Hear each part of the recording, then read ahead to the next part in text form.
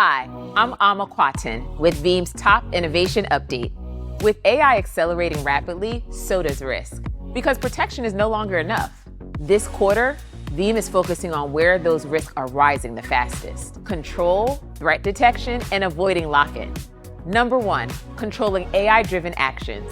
As AI becomes part of daily operations, visibility is not enough.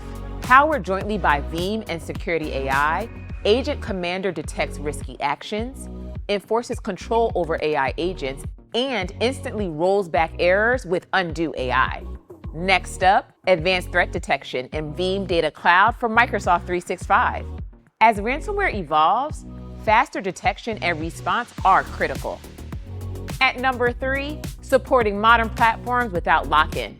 The Veeam plugin for HPE Morpheus VM Essentials enables cross-hypervisor recovery, giving teams the freedom to move across environments without constraints. Organizations now have more choice in how and where their environments run.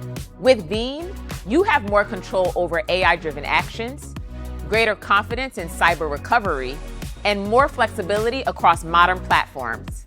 This enables organizations to protect, recover, and move forward with data and AI trust.